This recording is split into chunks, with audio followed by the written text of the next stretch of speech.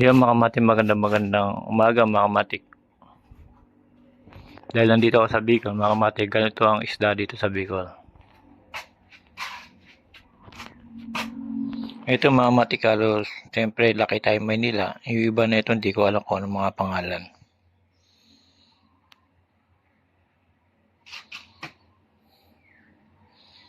Dahil sa ako lang mag-isa mga kamatik, dapat to tatlo lang lulutuin ko, pero kung hindi ko to lulutuin lahat masisira lang.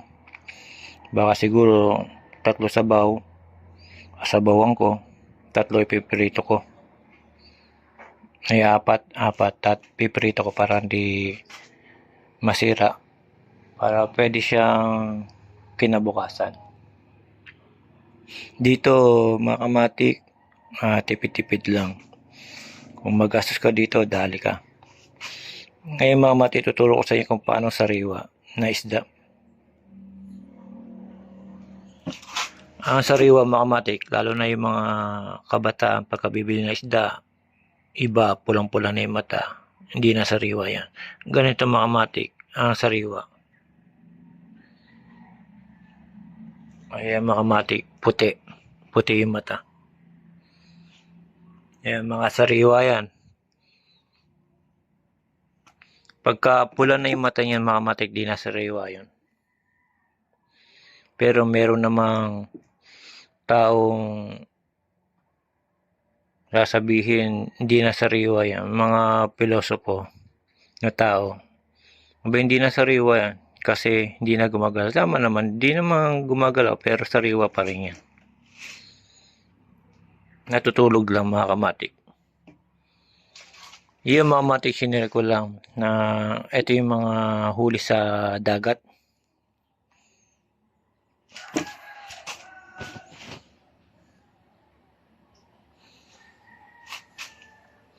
Ano kaya magandang luto dito?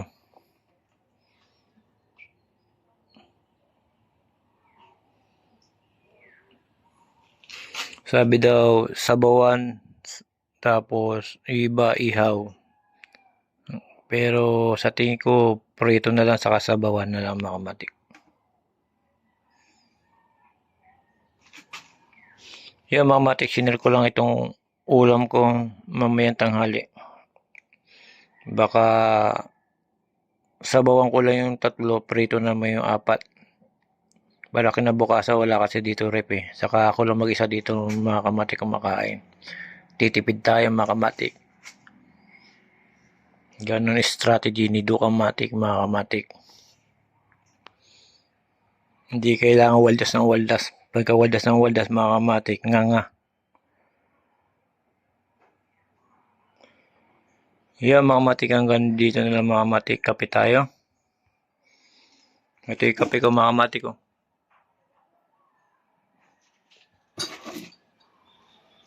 Masyado maliit pa. Dapat mga kape ko yung malalaki. Yun lang. Yung mga kamatik, sinare ko lang yung aking lulutuin yung ulam mamayang tanghali.